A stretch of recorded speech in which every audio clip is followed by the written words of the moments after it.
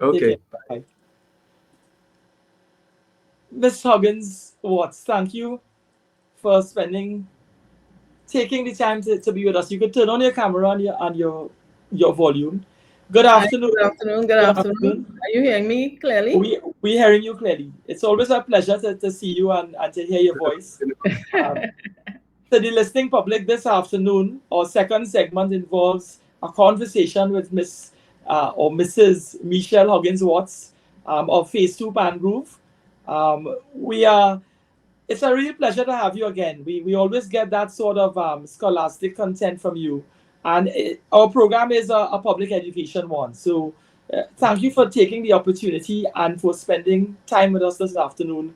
Dr. Changyok, I know that you are well acquainted with Miss Huggins Watts.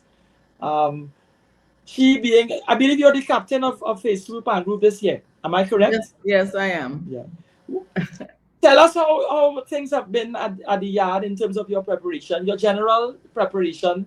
How are things shaping up for the big semi-final on Sunday? Yeah, well, preparations are always very hectic.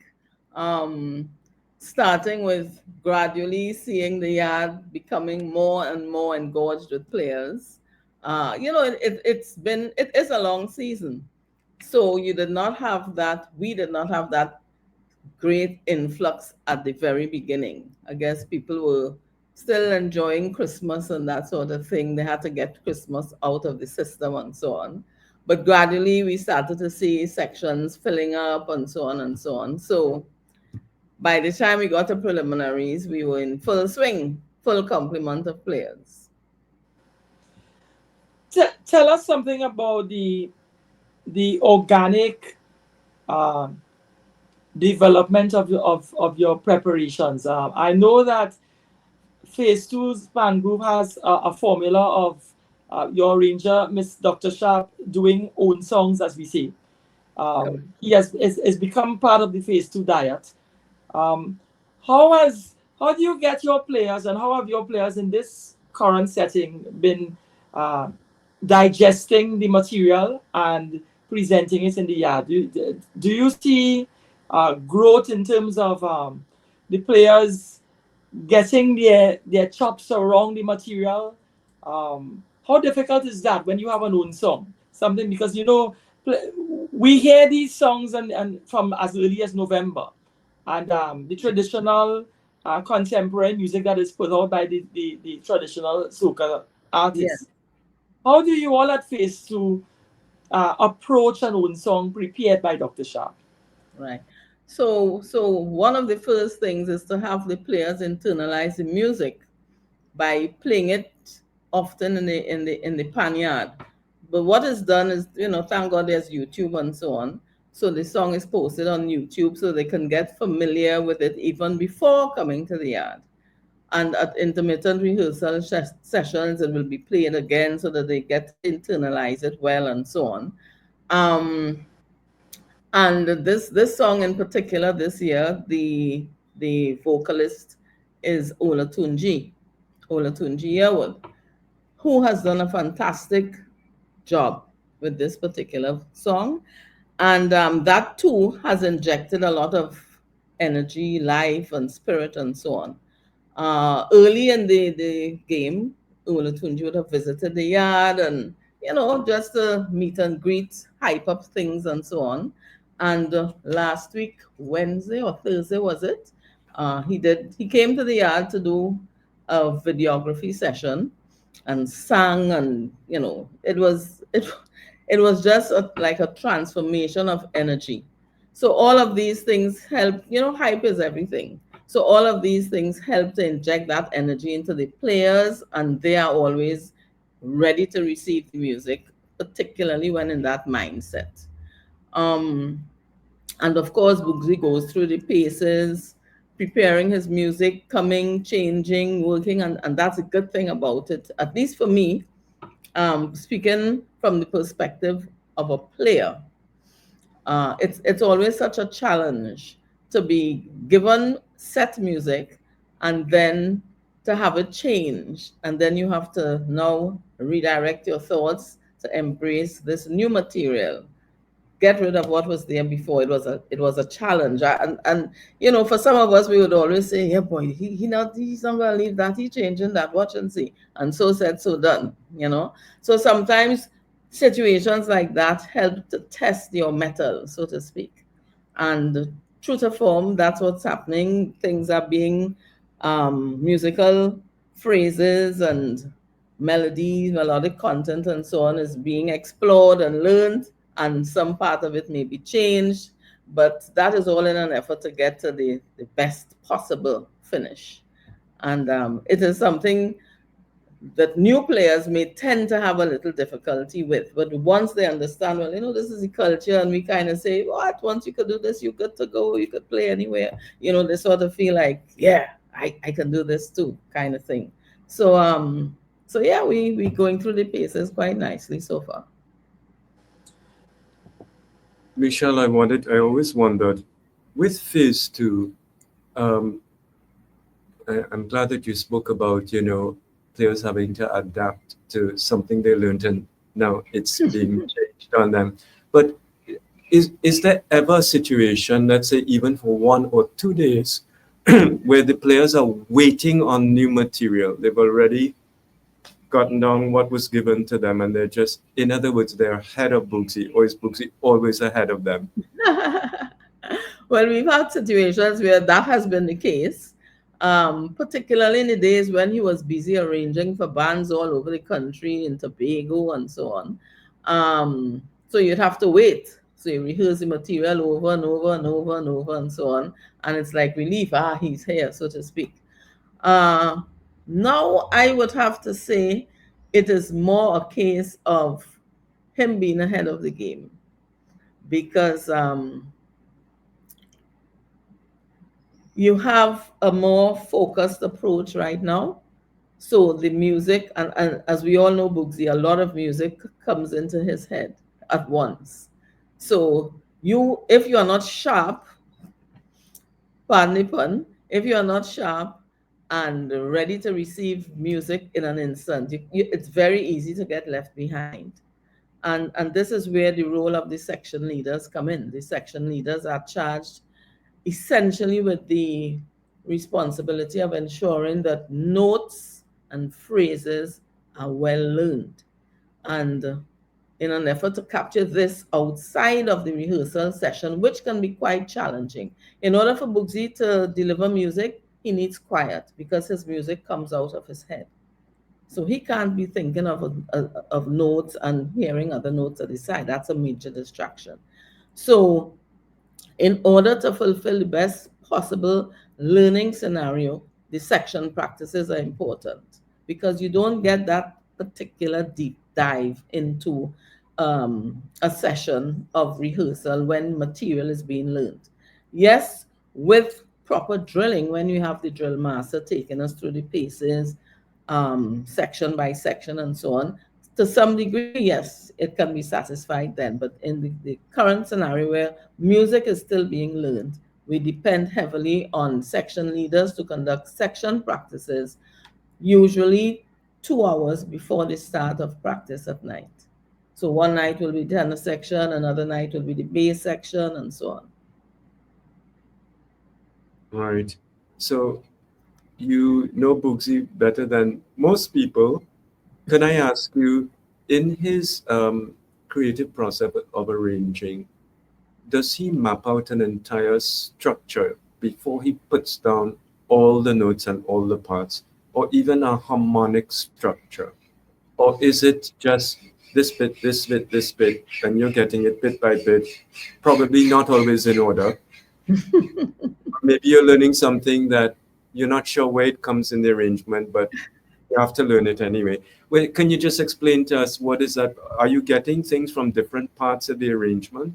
Right. So I'll say it's a very fluid situation, and very flexible. So this year is different from, let's say, 10 years ago, different from 5 years ago, that sort of thing.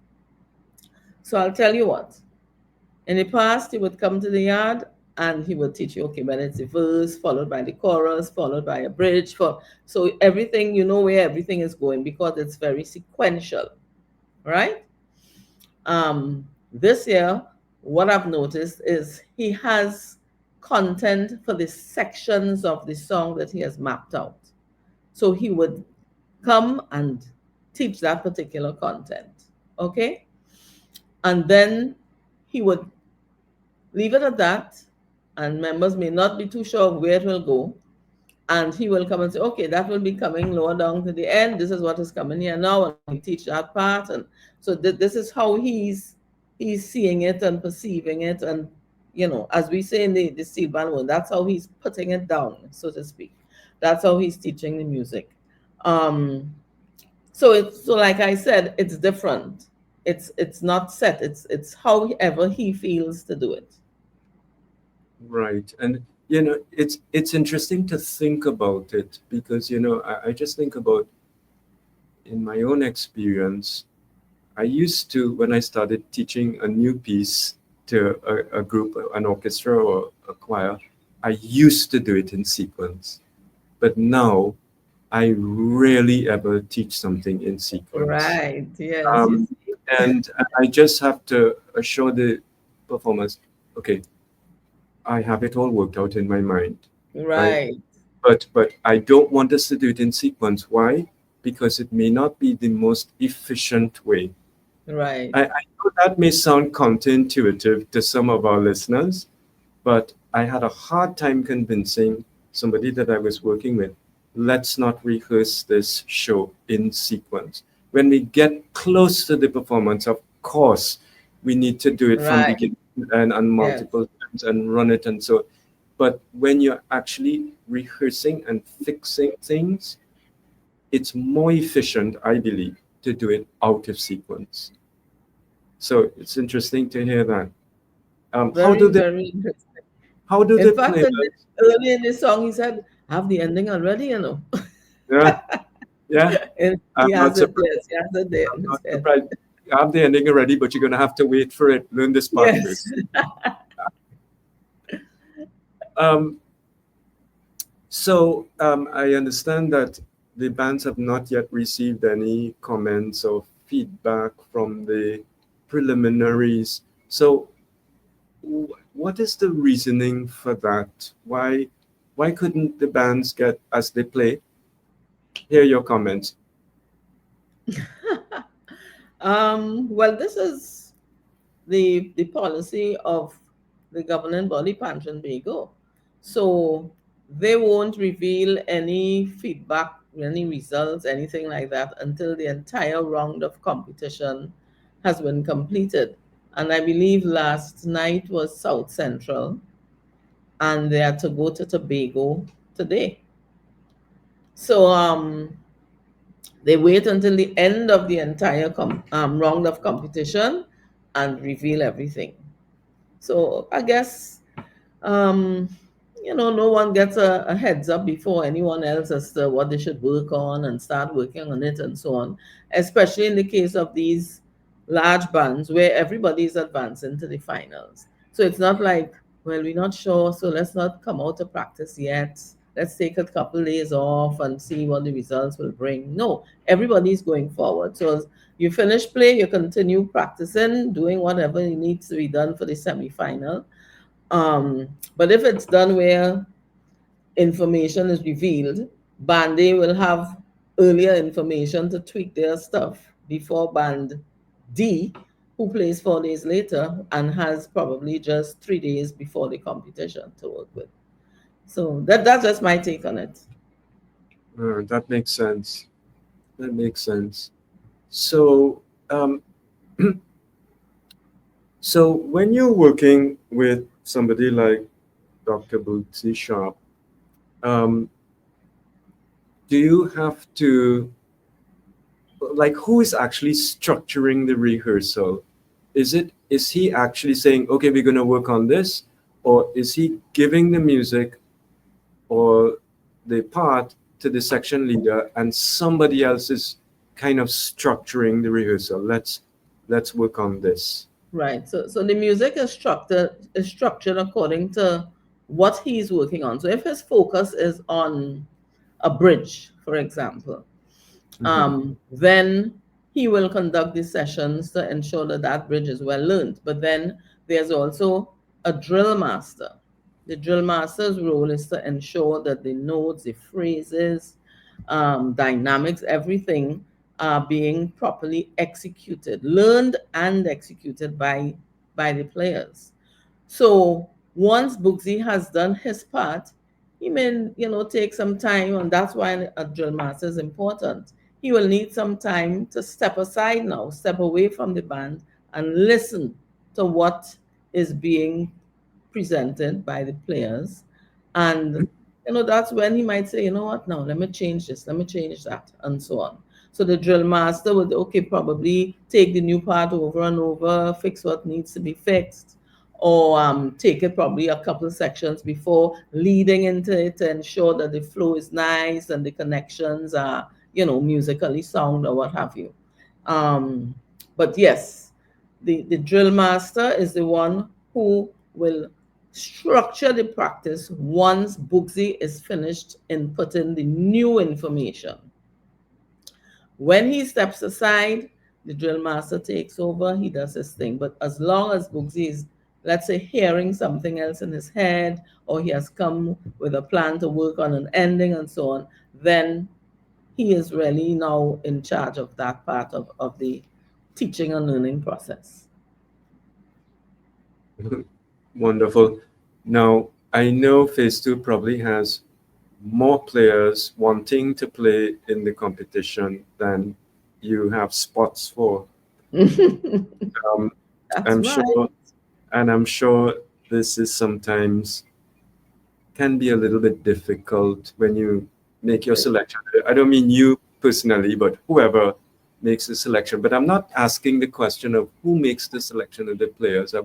What I wanted to ask was, is it is it based on skill and execution and security in the part, or is it also does attendance play a part in that decision?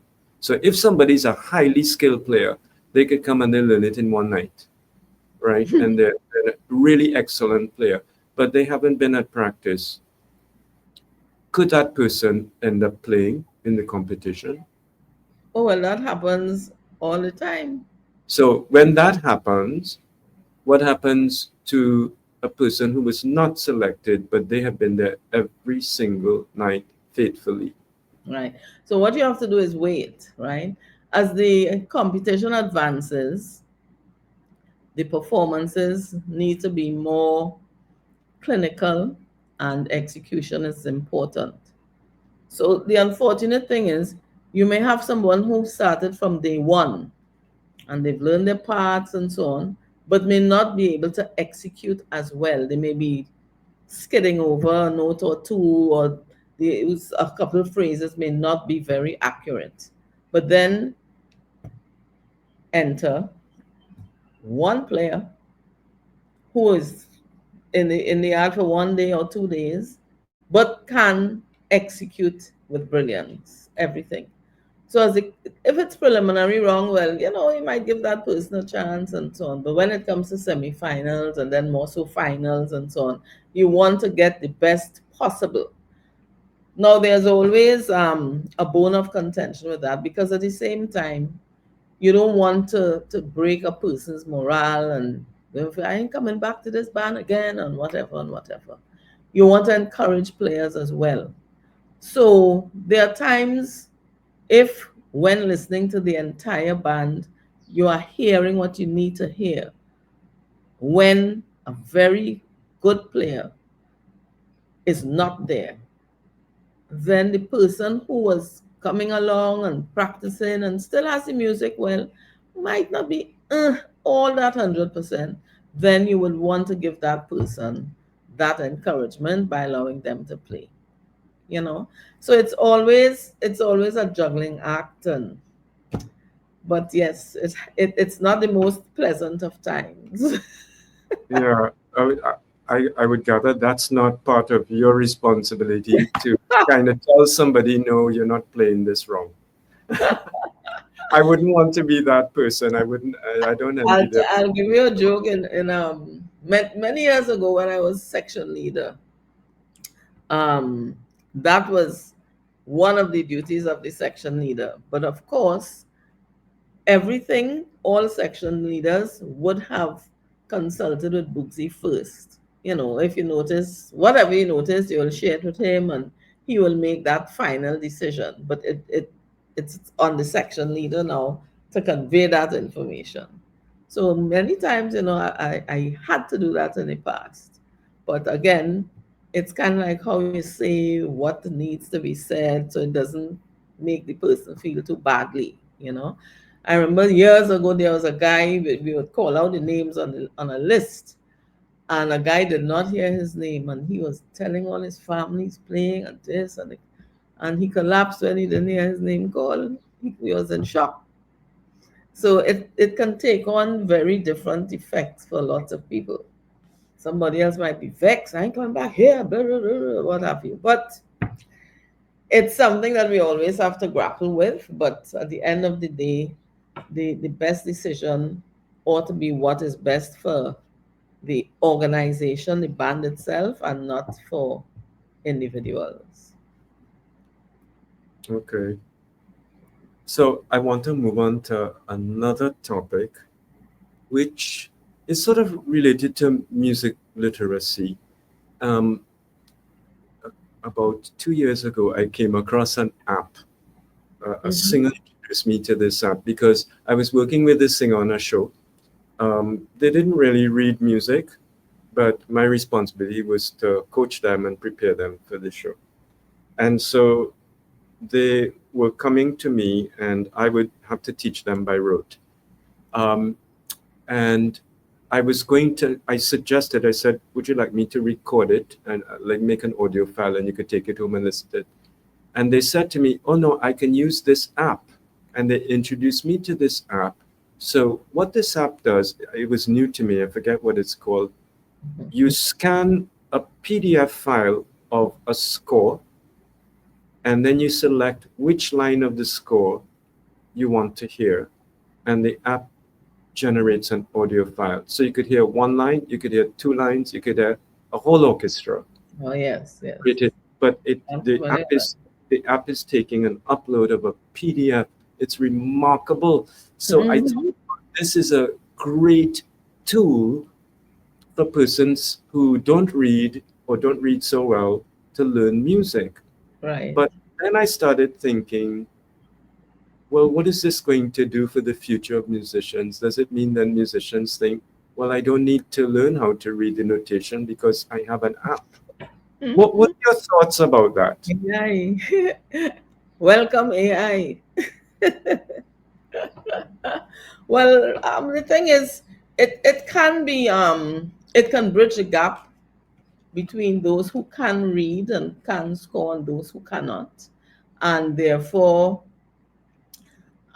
increase the human resource pool.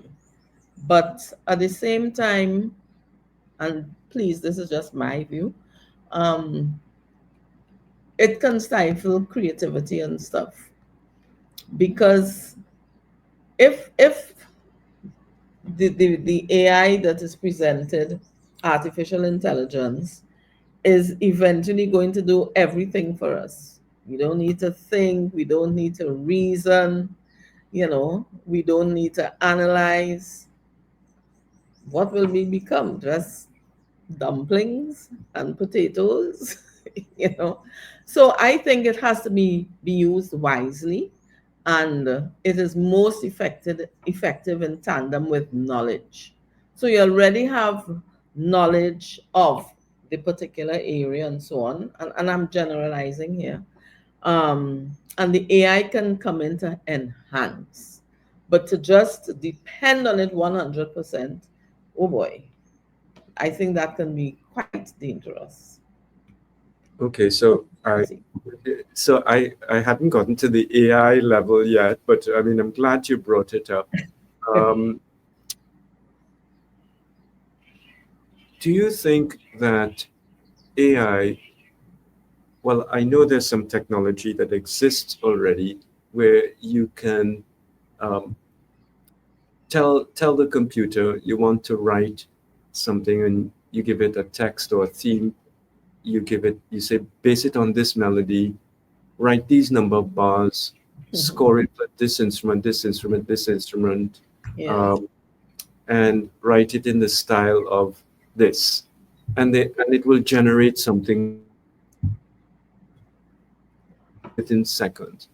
And then, Right. so I was experimenting with this, and then I started giving it more information. Okay, revise this arrangement and make it, can you vary the texture in the instrumentation some more and modulate to uh, a key that is further away from the tonic. So I'm giving it more specific instructions, and Right. it comes back within seconds, and it's done it.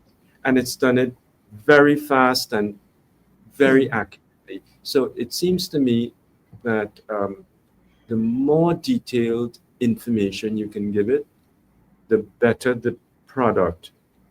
And I'm sure the technology is going to improve rapidly as it gathers more and more Oh, data, because AI yeah. is data collection, Correct. right?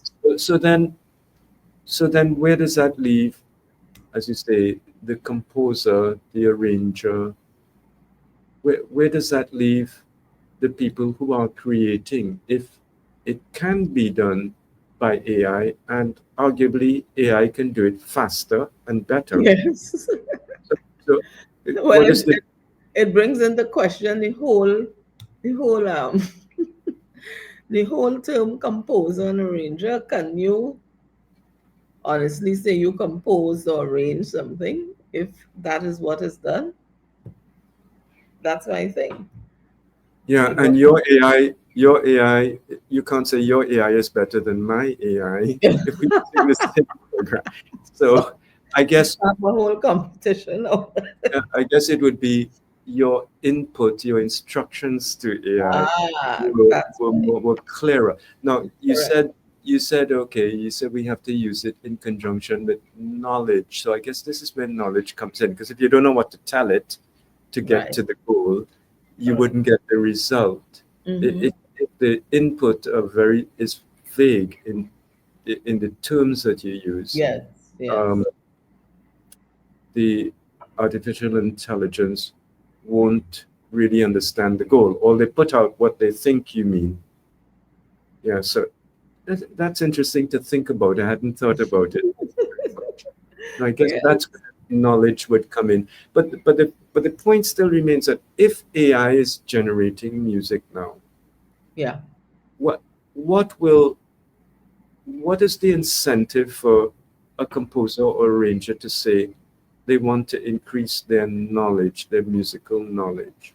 Because we know that's a slow path. Mm-hmm. Acquiring music knowledge takes years, right? Correct. In so Correct. many aspects of music. Just learning to read the notation is one aspect of it, Yes. but understanding music and having exposure to many different things, so you understand style, Right. but that's a long road, that's a long path. AI Correct. is a very instant. Mm-hmm. So what is the incentive then for somebody to say, I need to learn more about music, I'm going to study form or orchestration? You see what I mean?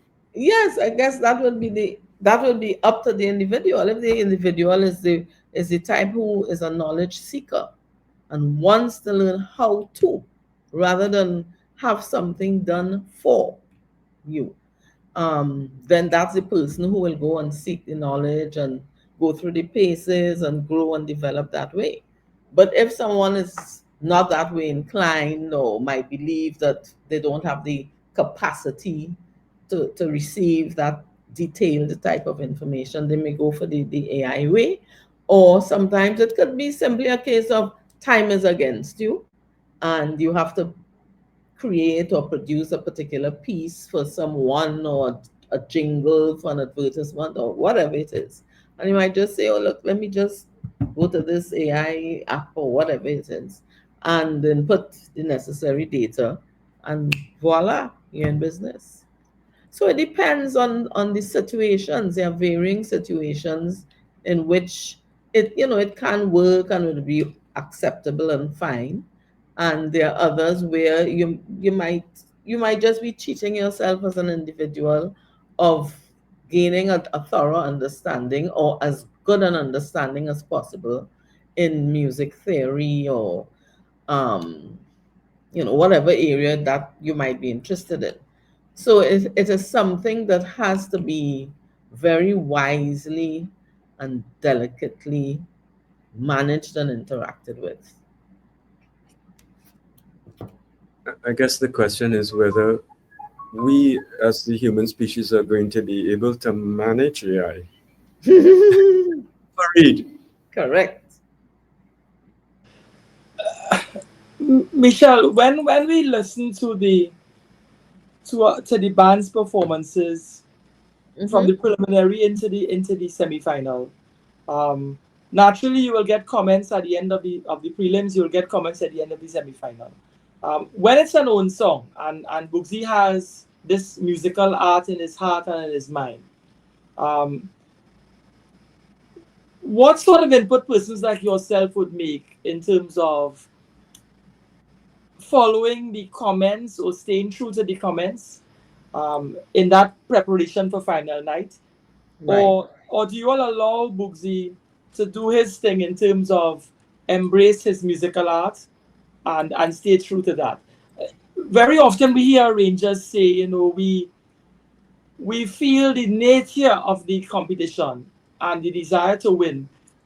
We want to, we find ourselves changing to accommodate what the judges want in their comments.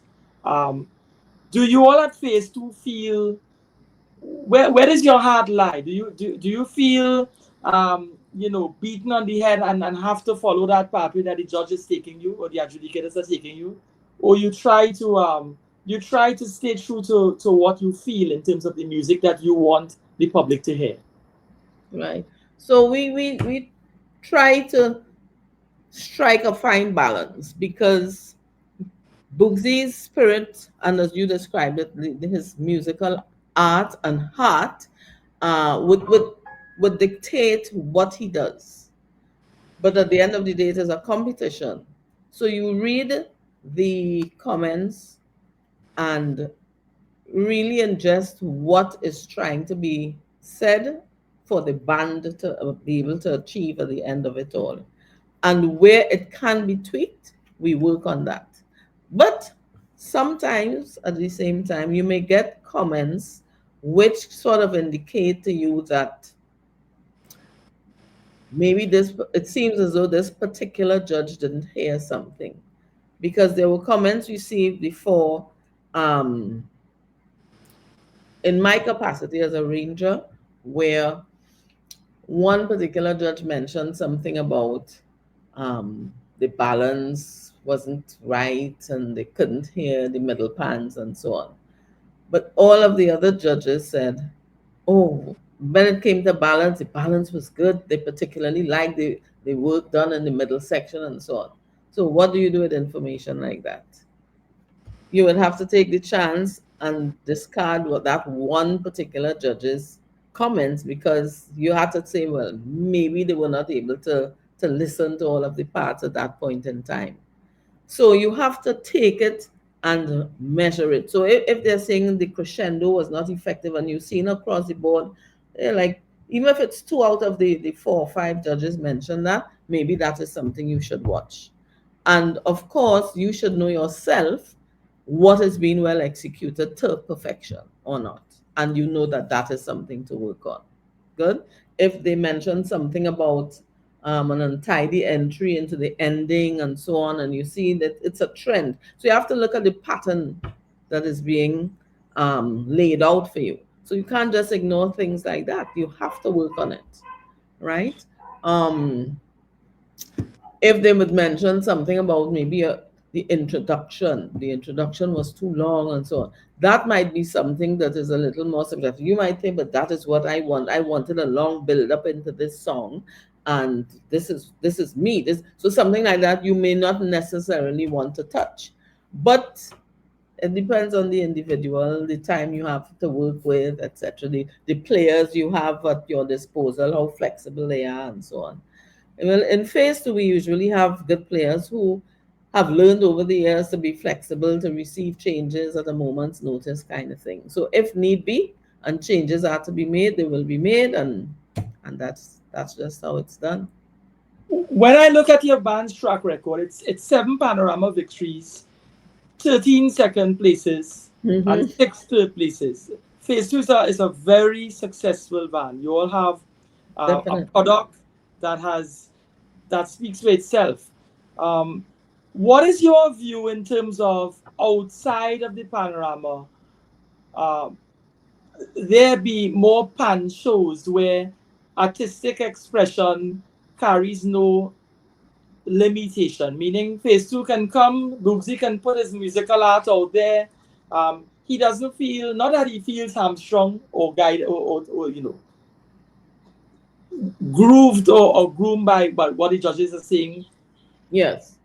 But it comes now. We have a pan show where bands get to perform. We hear Invaders, we hear Phase Two, Starlift, Silver Stars. We hear the works. Every band comes and this is what our Ranger feels, and we put that music out there. There's no judging, no competition. You don't feel that albatross around your neck.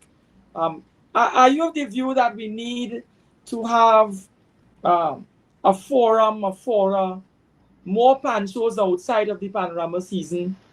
So we have competition and then we have artistic expression uninhibited by competition thereafter. Do you think we need more of that, or you're happy at what we have on the landscape right now? Yeah, well, definitely, competition has its benefits in that it tends to make one peak in terms of ability and so on, and it tends to make bands. I mean, look at Panorama over the years. A final night Panorama in 1980 looks far different from a Panorama final in 2025, right? There are Mhm. pyrotechnics and all sorts of. It's like a production. Good. And this is what competition brings about. Because even though there's nowhere in the criteria anything says, oh, 5 marks for pyrotechnics and so on, it's not there, but you believe that it may help boost the music and boost the spirit, and the judges may get a little paw raising, that sort of thing. So you're going all out, pulling out all the stops, right? Um, on the other hand, now, competition can also bring out the worst because you have a lot at stake. So if there can be a breather with having shows that are not competition oriented, but can still, let's say, propel professionalism and bringing out the best sort of things, because at the end of the day, it may not be $1 million prize at stake, but it will be probably just bragging rights. Because no doubt, competition or not, the listening audience would leave saying, "Who so and so band was the best for the night," or "so and so band, I don't know what happened to them," and so on. So you still want to leave to register bragging rights, yes. So I think it is important, yes, to have more shows without that competition, that noose of competition around the neck. Um, and see what can happen. Now let's go back to 2022, was it? I think it was 2022 with the taste of carnival, because there was no carnival the year before, and in 22 as well, due to COVID, there was a taste of carnival whereby steel bands performed, I think, two pieces. It was, yeah, two pieces. Um, and they came out and gave us the best, and the audience were very, very happy for this type of show, and it was well received. And I kept saying, but this is something we could try more often and so on.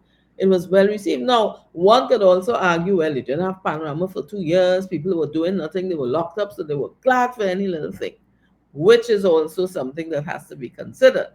But I think it was a fantastic show. And why can't we put on fantastic shows outside of the realm of competition? I think it is something that needs to be explored more, definitely. So, Michelle, you talked a few minutes ago about the pyrotechnics and the theatrics of the presentation at Panorama. And so this raises the issue of economics, some bands are in a better position to pull out all those stops and So have true. masqueraders and, pyrotechnics throughout, and some bands, they do what they can. For our listening audience, I, I don't think I don't think we have a sense of what it costs a band like Phase Two to present themselves at a national panorama competition. Are you at liberty to share with us what does a band like Phase Two need in terms of support in order to make this happen?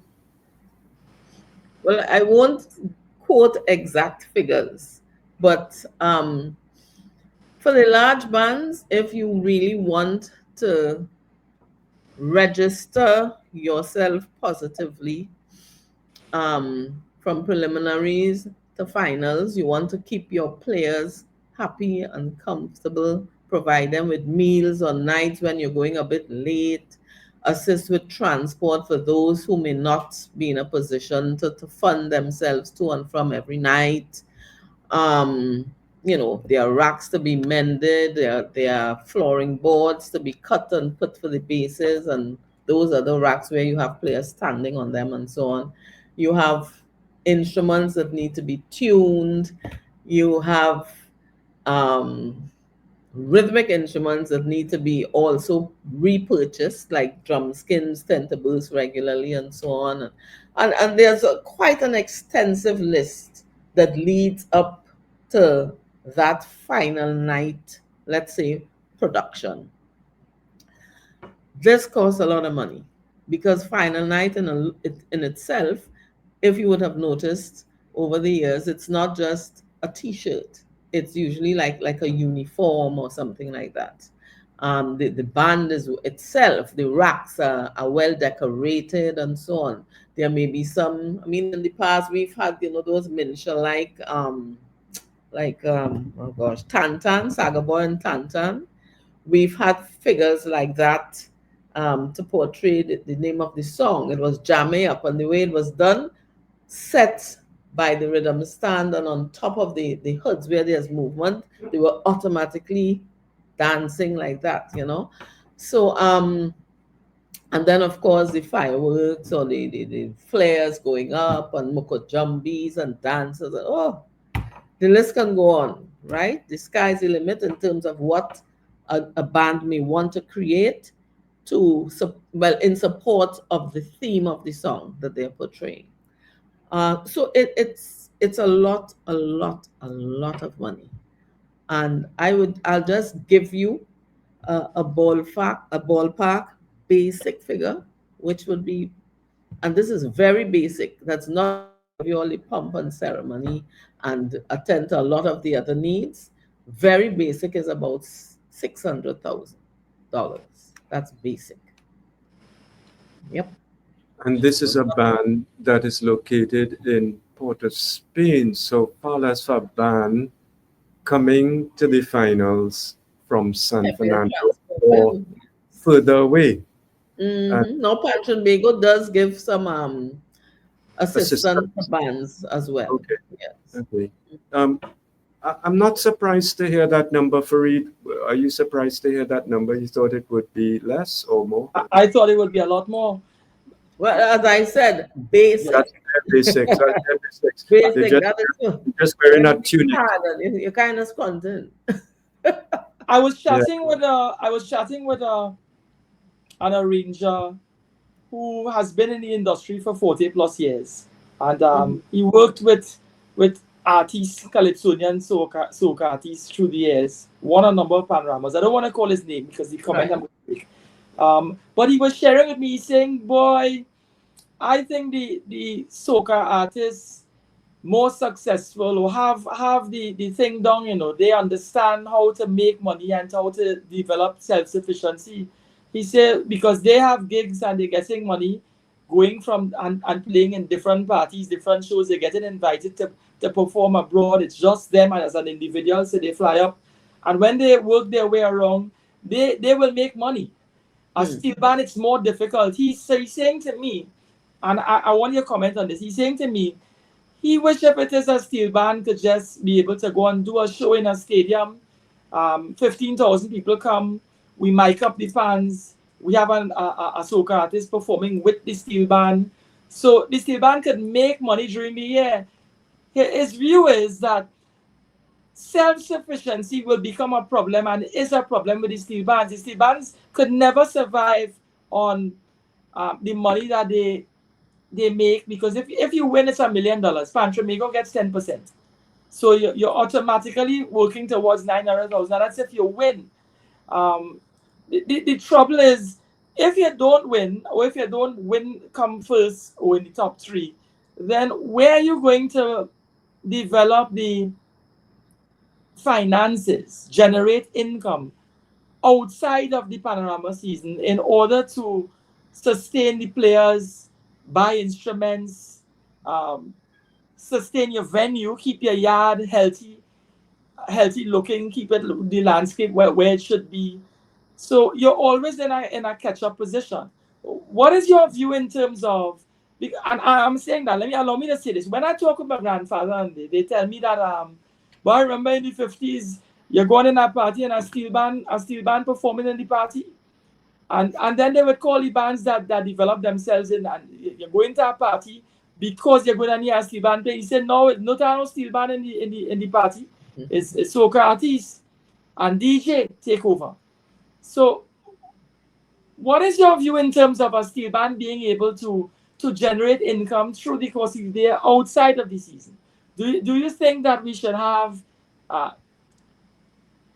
phase two, say, put on a production at a venue, hopefully draw a 5,000 crowd if that is possible, be able to charge a reasonable price to attract the enthusiasts?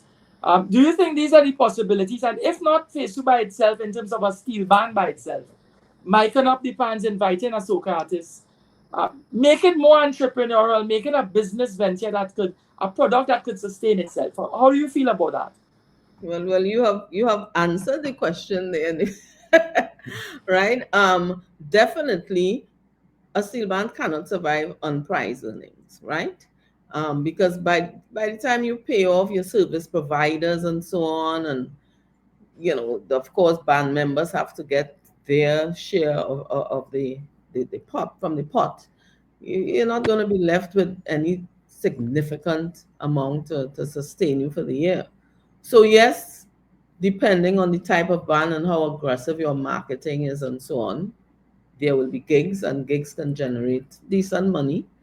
Um, but at the same time, definitely productions. Steel bands have to be able to stage their own productions. So, for example, at Phase 2, next week, Wednesday, for example, every year we have a jazz show within the carnival context. It usually takes place like a couple of weeks before carnival, Monday and Tuesday. And this is taking place Wednesday. So you have a group of musicians, Booksy, Ray, um, Devon Stewart, and so on, who will be there. Um, and it is always very well attended. In fact, people have been asking, when are tickets on sale? Da, da, da, da. Good. So that is an income earner separate from the carnival income, the panorama income. Throughout the year, we also try to have events, right? At least 3 major events during the year with a couple lighter things taking place. And that helps to generate further income. If you have overseas tours and you're able to negotiate well and so on, that comes in very nicely, particularly for the players. Because that experience traveling and interacting, it brings you closer together and so on and so on. Um, so in order to really see your way, these are some of the things that can be done um, to be self-sufficient and to sustain self-sufficiency. But what provides the greatest assistance is a good sponsorship, a good title sponsorship, because you now have a broader reserve from which to tap into, and wisely tap into, I must say. So the sponsorship can help to offset a lot of the expenditure at Panorama. The kind of money that you will spend during the Panorama season way surpasses the amount that you would spend for the rest of the year. So sponsorship can help to take up a lot of that. So the other ventures we just spoke about and so on, they can now help to provide a wonderful financial buffer, and from so in so doing now, investments can be made, and that's another thing that steel bands need to look into, right? Investments, right? Whether it's shares in a bank or investments in property, these are the things that need to be explored as well, because the business of steel band is definitely the direction that we have to go into. Yes, the panorama is necessary, it's important, it's cultural, traditional, and so on. But the business aspect of the steel band art form and the steel band industry is what we definitely have to begin to lay a little more emphasis on, because that is what is going to help to sustain this art form. It's no longer anything that is a secret, a world secret. Pan is found in lots of countries and is well instituted in terms of being on the curriculum in high schools abroad and universities and so on, right? So we have to see about it in a very strict way in terms of promoting it as a business, and therefore doing what is necessary to ensure that we also follow the business track. Very important, critical. Michelle, some time ago, you had mentioned to me that you were part of a national steering committee on the steel band industry. I don't remember the exact title. Could you tell our listeners something about this? Oh, okay. Well, the steering committee um, was tasked with the responsibility to develop a governance framework for the steel pan industry. And this comes through the Ministry of Trade, and those of us who are on the committee have been appointed by government to undertake this task. In this steering committee, well, the main task was really, or should I say the main challenge, was to really be able to get an in-depth view of all of the arms, or as we say, buckets of the steel band industry. So it's education, there's marketing, there's recording and archiving, there's tuning, manufacturing, and so all of these areas of the art form, all of these arms, we had to take a deep dive into, and the only way we could have done that was to meet with those stakeholders, meet with some of the tuners, meet with some of the people involved in recording and archiving and that sort of thing. Meet with all of the specialists. Let's say those in education. We met with people locally and internationally to get an idea of exactly what is taking place outside of Trinidad and Tobago as well. And it's been a lot of work. It's a 2 year experience, which comes to an end in August. So what we've been doing is, as fast as we get the information, we put it all together, and it is passed on a quarterly basis to the government, and it's up to the government to see what can be done, what can be implemented, and that sort of thing. Because it's a lot of work, and it will take time. So it's not something that you'll suddenly say overnight, oh my God, look at what is happening, pan. There's schools all over there who are now conducting pan programs and workshops, and it will take time. But essentially, that's what it is about. Thank you for sharing that with us. It's very interesting, and I'm glad that is happening. Um, Yes, so am I. so, what is your? Well, I know you have the semis coming up. Is it Sunday? Sunday, Sunday, yes. Sunday Yes. evening. So you're Mhm. very busy. I hope we didn't keep you back from a practice session. You know, you can't be later. Oh my What are goodness. are you going to the Tanya tonight? Yes, I'll be there tonight. Yeah, what time do they normally start at phase two? Well, 8 o'clock is the official time. So there will be people, some people come even before that, especially those who are learning, because we have more people coming in now that we are moving towards the semi-final round. And so they come a little earlier and so on. So they are given a little chance to learn and go through the paces and so on. So by half eight, we begin to really group, work as a group, a large group. I know employers often say that they dread the season, they from a different point of view, they said their employees come to work late, particularly when you have employees who are also pan players. And How time do up. you, I'm asking the question in reverse. You all Uh-huh. practice steel bands practice late hours and long hours. How do you all um, structure things where you have these 4 and 5 hour practice sessions to ensure that you get the players to peak at the right time or Hmm. to peak? How do you measure that? Because I would imagine the time takes it's especially in a long season that's a toll on your human resource. These players are put under tremendous pressure every day for 4 or 5 hours. Def- Definitely. And you're on your feet. You're not sitting to play, you're standing. Yeah.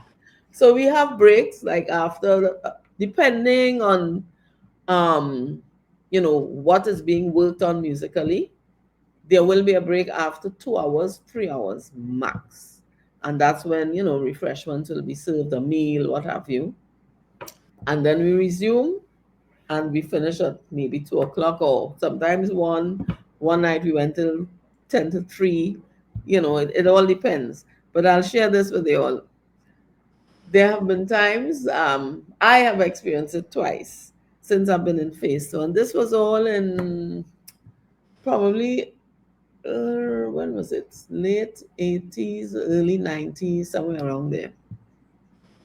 We were going through the motions. Oh my gosh. Boogsy's putting down music, he's changing parts, and they have supporters there with us going through 1 o'clock, 2 o'clock, 3 o'clock, 4 o'clock, take a break, go again, 5 o'clock, and the entire band is there. We finished practice. What do you believe? At 8 o'clock in the morning.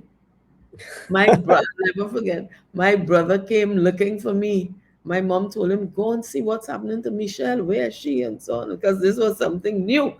So he jumped in his car and drove, and he was in shock. He said, Michelle, I was shocked when I'm hearing all this music playing, when I'm looking, everybody playing pans again. He was in total shock. So he went home and told mom, I'm safe, they're practicing and so on.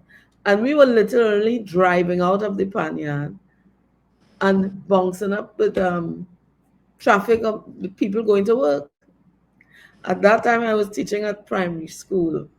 I just went straight to work. It was a Friday. I went straight to school and I picked up my record and forecast. That's what teachers use to plan the work for the week ahead and so on. I said to my principal, would you believe we just finished practice? She was, what? Said we just finished practice. So I am no use to myself or my students today. I'm gonna go home and rest. And I took my planner so that I'll plan over the weekend and come fresh on Monday. And she laughed, but they all knew that I was involved in PAN and so on. And fortunately, I was always a good teacher. I was never anyone who would be always away from class and so on. So one little day didn't hurt. But it was interesting. 8 o'clock, we are now leaving here. Can you believe that? From 8 in the night to 8 in the morning, 12 hours. Interesting. A closing question: are you of the belief that pan session should be that long? I've heard young arrangers say that they think that the human brain's ability to absorb and to execute, um, there are limitations. There's human limitations that they have the belief that practice sessions arrangers should be mindful and considerate and allow allow the players to experience what they have to experience and to learn in parts and shorten the session so you can get a better quality player Yeah, or I perform. agree with that. I agree with the shortened sessions. Um, there's an efficient way in which it can be done as well, you know.